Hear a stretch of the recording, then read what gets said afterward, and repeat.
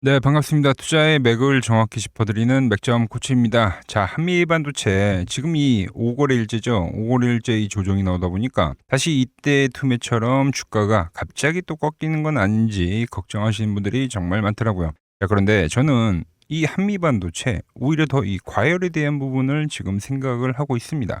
잘 생각을 해보세요. 지금 시장에서 이 고점을 높이면서 우상향을 하고 있는 이 추세가 꺾이지 않은 종목이 많지가 않습니다. 근데 그 중에 하나가 이 한미반도체라는 거죠. 지금 이 시장의 대장 중에 대장 종목인데 최근 조정 역시 이 5거래일 밀리긴 했어도 사실상 이 상승폭에 비하면은 현저한 조정이 아닌가요? 양호한 조정이다. 그래서 오늘 시간에는 이 한미반도체 왜 제가 다시 이 과열을 만들 수 있다고 생각을 하는지 오늘 영상에서 자세히 말씀드리도록 하겠습니다. 자, 본격적인 설명에 앞서서 오늘 영상의 시청료도 아래에 있는 좋아요 하나면 충분합니다. 돈 되는 거 아니니까 딱 1초만 투자하셔가지고 아래 엄지척 버튼 한 번씩 꼭 눌러주시고 오늘 영상이 마지막에 이 힘든 장에 조금이나마 도움이 됐으면 해서 제가 조그만 이 핵심 종목도 하나 준비를 해놨으니까 구독 버튼 누르시고 이 핵심 종목도 꼭 챙겨가시기 바랍니다. 자, 빠르게 설명 시작하겠습니다. 일단 이 한미반도체는 제가 이 HBM 쪽에서 가장 이 대장에 대한 역할을 하고 있다고 여러 번 말씀드렸죠. 지금 이 오랜 기간 이 한미반도체를 지금 가지고 오는 건데, 자, 그런데 지금 엄청나게 이 상승폭을 보여주고 있음에도 제가 이 팔자는 이야기는 하질 않습니다. 물론 지금 시장 조정기에 맞춰서 조정을 보이고 있지만 전 그렇게 생각합니다. 자, 타 업종들과 좀 비교를 해보면 이때가 이제 투매가 나온 날이잖아요. 지금 대부분의 종목들은 투매가 발생이 되고 나서 우상향에 대한 추세를 훼손한 종목도 많고, 그리고 이 하락폭이 발생했는데 이 온전히 회복을 못한 업종이 대다수입니다. 그런데 지금 이 한미반도체는 어떻습니까? 네, 오히려 이 회복을 정말 빠르게 하고요. 네, 오히려 고점도 쳤죠. 이거 하나만 이해해도 이 시장의 대장이다라는 거를 우리가 알 수 있는 흐름이라는 겁니다. 이 매수의 힘들.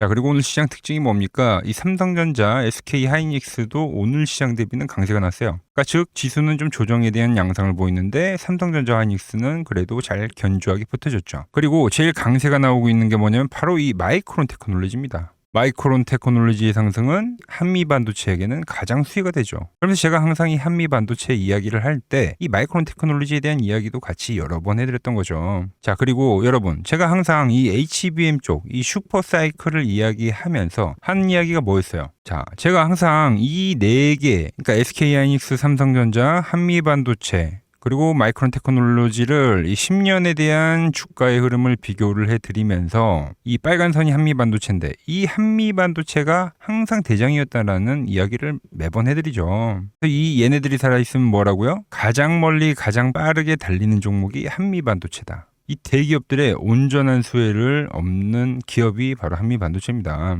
자, 최근에 보시면은 이 한미반도체와 마이크론 테크놀로지와 삼성전자가 다시 또 수렴을 합니다. 항상 이렇게 교차적으로 수렴을 했던 구간대들이 있죠. 그럴 때 한미반도체 주가는 어떻게 됐습니까? 바로 이 강한 상승세가 진행이 됐죠. 즉, 이 한미반도체가 이 10년 동안요, 네, 주가가 얘네들보다 못한 적이 없어요. 계속해서 이 반도체 쪽의 최대 수혜주라 불리면서 이 엄청난 마진율과 독과점 그걸 과시하면서 유지해온 게 이 한미 반도체라는 거예요. 또 최근에 정말 많이 쫓아왔죠. 쫓아올 때마다 그 뒤에는 뭐가 나왔더라? 강한 수급이 붙었더라. 자, 그렇기 때문에 제가 여러분들에게 이 한미 반도체 영상은 정말로 100개 이상 올려드렸던 것 같은데 이 항상 수렴에 대한 움직임이 나올 때마다 뭐라고 했습니까? 바로 이 돌파에 대한 이야기를 해드렸죠. 자, 그럼 지금은 과연 어떤 위치냐? 자, 기술적으로 좀 풀어보면은 보시면 이 앞에 조정은 상당히 좀 지루한 형태로 길게 발생했죠. 그러니까 즉 고점을 낮추면서 이 저점을 유지하는 아주 긴 수렴을 냈습니다. 그리고 나서 방향성이 나오고 이 다음 조정은 이런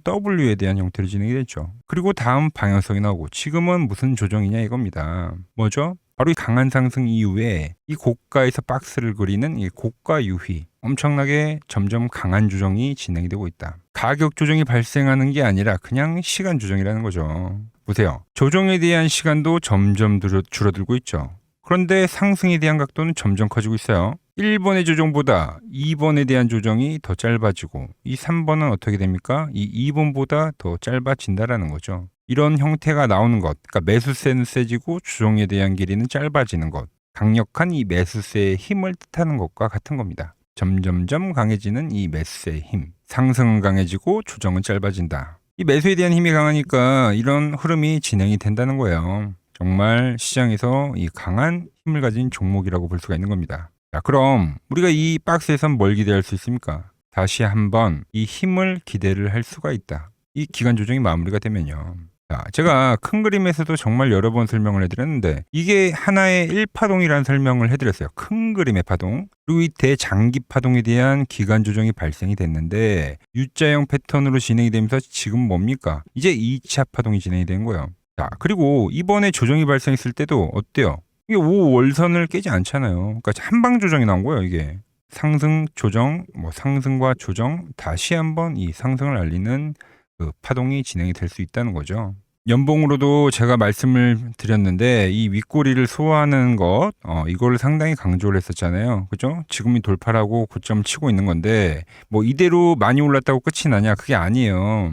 제가 정말 간단하게 이 전기 쪽도 슈퍼사이클이기 때문에 LX 리틱을 비교를 해드리면 자, 이렇게 지금 얘도 마찬가지로 계속 이 윗꼬리를 발생시키지만 소화하는 양봉, 윗꼬리를 발생시키지만 소화하는 양봉, 윗꼬리를 발생시키지만 소화를 하는 이 점점점 강해지는 상승세. 조정이 짧아지잖아요. 얘도 윗꼬리가 짧아지는 거. 한미반도체도 지금 이 연봉상의 흐름을 봤을 때도 이제 막 이 꼬리를 소화를 하고 파동이 진행이 되는 겁니다. 그러니까 이 상승세가 이 슈퍼사이클이 좀 더 진행이 된다라는 이 이야기를 연봉에서도 해준다는 거죠. 즉 이번 조정이 마무리가 되면 다음 파동은 존재한다. 자, 그렇기 때문에 이 한미반도체는 항상 이 조정의 끝자락에서는 저는 매수에 대한 이야기만 지금도 하고 있는 겁니다. 그러면서 이 온전한 이 슈퍼사이클을 지금 즐기고 있는 거죠. 자, 수급도 어마어마합니다. 네, 보이시죠? 이 고점에서 이 어마어마한 수급들 보이십니까?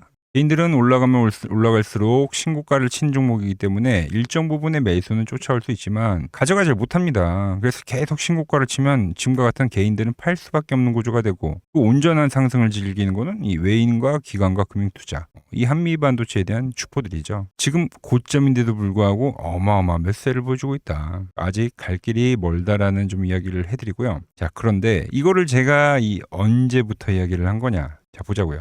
만들 때도 여러분들에게 이 맥점을 말씀을 해드렸죠. 그런데 지금 이 다시 한번 상승 이후에 이 조정이 나오는 이 지점, 여기가 이제 2차에 대한 맥점이 될 수 있다. 이걸 이야기해드렸죠. 자, 보신 대로 12만 원대 초반에도 이 수렴 끝자락에서 맥점이라고 말씀드렸죠. 그리고 어때요? 이 15만 원일 때, 이 17만 원 막 넘어갈 때 이때도 맥점이라고 2차 맥점이라고 설명해드리잖아요. 그죠?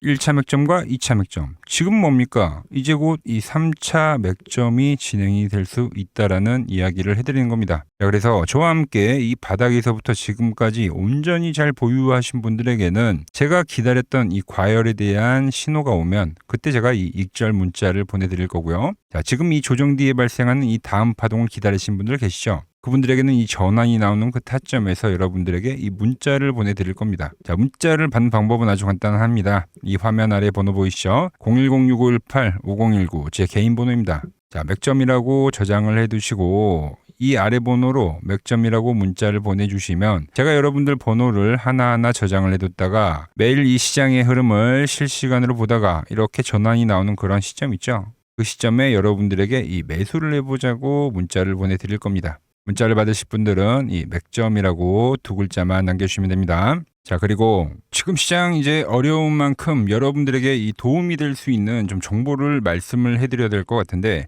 그래서 이 현재 시장에서 우리가 주목해야 할 제가 이 핵심 종목을 하나 가지고 왔습니다. 자, 여러분, 항상 이 시장에서 이러한 이 위기는 분명 존재했습니다. 하지만 그 위기 뒤에는 항상 이 기회가 뒤따랐다는 거죠. 자, 차트를 보면서 한번 설명을 해드리면 자, 제가 이 코스닥 제가 보는 이 맥점 차트로 이 파란 밴드에 터치를 할 때마다 그때마다 이 주도 업종에 대해서 여러분들에게 좀 설명을 해드렸죠. 그래서 이 처음에 이 800포인트를 넘어가기 전에는 제가 여러분들에게 이 바이오주들의 상승을 이야기했습니다.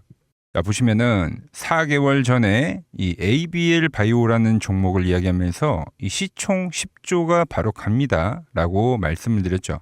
자, ABL 바이오 전일 시가총액이 10조네요. 그러면서 이 지수 상승 시기에 맞춰서 이 ABL 바이오가 12만 원인 게 이 25만 원까지 급등을 한 겁니다. 그죠? 이 파란 밴드에 대한 지지를 이야기를 하면서 자, 그리고 코스닥이 이 850포인트 이 두 번째 파란 저점이 찍혔을 때는 그때는 이제 이 로봇주에 대한 이야기를 했습니다. 로봇주. 자, 보시면 이 3개월 전에 여러분들에게 클로봇이라는 종목을 말씀드렸죠. 그때도 이 850포인트에 대한 거를 제가 계속 강조를 해드렸고, 그때 이 클로봇이 이 노란 밴드 이 4만 원일 때 여러분들에게 말씀드렸던 거예요. 그러면서 이 지수가 상승을 하면서 클로봇도 이 8만 원대까지 상승을 해줬죠. 딱 요때입니다, 요때. 자, 그 뒤에는 제가 이 1000포인트에 대한 돌파를 말씀드리면서 그때 이제 이 우리기술과 이 한미반도체, 즉 이 반도체 부품주에 대한 이야기와 이 에너지에 대한 이야기를 했죠. 그러면서 이 한미반도체는 우리 10만 원 라인에서부터 이 33만 원대까지 급등을 보여줬고, 우리기술 역시 이 5천 원 라인 때부터 수직 상승하면서 벌써 이 2만 5천 원까지 도달을 했습니다. 엄청난 폭등을 만들어냈다는 거죠. 자, 공통점이 뭡니까? 지수의 하락 그 막바지에서는 다음 이 주도주가 생기거나 이 새로운 테마가 형성이 되었다. 자, 이번에도 마찬가지죠. 이번 조정기가 마무리가 되면 나오는 거는 이 새로운 테마와 주도주입니다. 그래서 오늘은 제가 그 이야기를 좀 해보려고 하는 거예요. 자, 저는 이 다음 테마는 여러 테마들이 물론 발생하긴 할 건데, 제가 주목하는 거는 이 대북주입니다. 대북주. 자, 대북주 다들 아시죠? 오랜 기간 동안 반복해서 돌고 있는 이 대북 테마. 자, 하지만 이 대북주는 매번 테마가 형성이 될 때마다 성격이 좀 달랐습니다. 먼저 이 과거에는 이 금강산 관광이 열리면서 이 관광주들로 해서 수급이 엄청나게 발생했고요. 그 다음에는 이 철도에 대한 유라시아죠. 유라시아 철도에 대한 이야기가 나오면서 철도주들이 엄청나게 급등을 했어요. 그리고 이 개성공단이 만들어지니까 이제 거기에 상주에 있는 이 개성공단 관련주들이 아주 난리가 났죠. 매번 발생했던 테마이긴 한데 그때그때마다 성격이 달랐다. 자, 그리고 트럼프와 이 김정은이 18년도에 싱가포르에서 만났죠. 그때는 이 비료주들 그리고 이 모든 섹터들이 전체적으로 상승을 하는 움직임이 나왔습니다. 자, 그런데 이번에 다시 한번 이 대북주에 대한 움직임을 우리가 예의주시해야 된다는 거죠. 자, 이미 시작을 한 종목도 있습니다. 최근에 이 트럼프가 김정은 이야기를 꺼낼 때마다 올라왔던 게 이 코데지 컴바인이죠. 이미 시작을 했고 이 밴드에 대한 지지를 받으면서 이번 투매에서도 밴드에 대한 지지를 받으면서 대장에 대한 역할을 하고 있다. 그런데 제가 이미 올라온 거를 말을 한 사람이 아니죠. 저는 이 이란과에 대한 전쟁이 마무리가 되면서 이 트럼프에 대한 다음 행보는 이 로켓맨을 향해 갈 확률이 지금 매우 크다라고 보고 있습니다. 자, 트럼프 입장에서는 이것보다 정치적으로 이 트럼프에 대한 이미지를 개선할 만한 게 없어요. 여러 가지에 대한 이 시나리오들, 퍼즐들이 맞춰지고 있는데, 그래서 설명을 좀 해드리면 저는 이 대전환의 서막이 지금 현재 열리고 있다고 보고 있습니다. 최근 흐름을 보자고요. 먼저 우리가 볼 수 있는 거는 이 김정은에 대한 전략적 분리를 볼 수 있습니다. 최근에 이 한국은 적이지만 이 미국은 뭐라고요? 이 대화에 대한 상대라고 표현을 했죠. 자, 최근 이 대한민국을 제1의 적대국으로 규정을 하면서 긴장을 좀 높이는 듯 보였으나, 이는 우리가 생각을 할 때 역설적으로 이 미국과에 대한 이 협상력을 높이려는 이 김정은의 전략이죠, 전략. 즉, 이 한국을 배제하고 미국과 직접 판을 짜겠다는 이 통미봉남의 현대적 변용이라고 볼 수가 있습니다. 언제든지 이 미국과는 급격한 이 대화 국면으로 전환이 될 수 있는 이 비즈니스적 밀당이라는 거죠. 자, 그리고 두 번째로 이 트럼프를 보자고요. 트럼프 역시 이 김정은과의 만남을 자기 자신의 이 최대 외교 업적으로 꼽죠. 최근에 이 한국에 방문을 했을 때도 김정은과 재회를 하지 못한 거에 대한 상당히 아쉬움을 나타내기도 했습니다. 트럼프는 원래 이 복잡한 다자 외교보다는 이 탑다운 방식의 좀 파격적인 합의를 선호하는 인물이죠. 그래서 지금 이 한반도만큼 가장 이 역동적인 이 비즈니스가 없다라는 거예요, 트럼프에게는. 그리고 미국의 이 중간 선거가 열리죠. 그런데 이 트럼프에 대한 이미지가 상당히 좋지 않습니다. 이 이란과의 전쟁 때문에 이 이미지를 쇄신하려고 하면 이 트럼프의 최대 업적이자 트럼프만이 할 수 있는 것을 결국은 실행할 거다라는 거죠. 뭐죠? 이 로켓맨과의 대화, 이것만 한 게 없다는 겁니다. 우리 정부 역시 이 대북 관계의 갈등 해소는 상당히 오랜 기간 동안 이야기를 해온 겁니다. 현재 이 정부가 강력하게 추진하고 있는 게 뭡니까? 이 기업 밸류업이죠. 그리고 이 MSCI 선진국 지수의 편입이라는 이 목표를 달성하기 위해서라도 이 대북과에 대한 이 리스크에 대한 관리는 무척이나 중요합니다. 자, 사실상 이 국내 증시가 이 저평가, 즉 이 코리아 디스카운트의 가장 근본적인 원인이 뭡니까? 바로 이 북한과의 지정학적 리스크죠. 이게 해결이 돼야지만 이 증시 전체가 리밸류에이션이 일어나기 때문에 여야 막론하고 이 대북과의 관계를 이 해결해야 되는 숙제와 같은 거다라는 거죠. 그리고 과거 이 짐 로저스라는 세계적인 투자 건물이죠. 짐 로저스가 강조를 했던 게 뭡니까? 자기의 이 전 재산을 걸 가치가 있는 이 마지막 기회라는 단어를 쓰면서 이 북한에 대한 이야기를 했죠. 그때 이 짐 로저스가 강조를 했던 거는 우리나라와의 이 통일론이 아닙니다. 이 개방에 대한 파급력에 집중을 한 거죠. 자, 생각을 해보세요. 가장 이 폐쇄적인 국가가 북한인데 이 북한이 열릴 때 발생하는 이 에너지에 대한 그 총량, 그거를 이 짐 로저스가 이야기를 했던 겁니다. 자, 현재 대북주는 이 단순한 이 정치적 테마를 넘어서 지금 이 글로벌 리더들에 대한 이 의지, 그리고 이 물류혁명에 대한 혁명, 특히 이 자본에 대한 논리가 맞물리는 상당히 변곡점에 와 있다. 주식이란 건 그렇습니다. 언제 가장 파급력이 있습니까? 없던 게 발생하면 그 파급력이 상당히 강력하죠. 가장 어두울 때 해 뜨기 직전이라는 말처럼 현재 이 냉기류들 있죠. 이걸 역설적으로 생각을 하면 이 개방에 대한 그 파도가 밀려오기 전에 이 썰물일 수가 있다는 이야기입니다. 그래서 이미 제가 보고 있는 종목에서는 이미 현재 상황에 맞게 이 수급들이 붙고 있더라.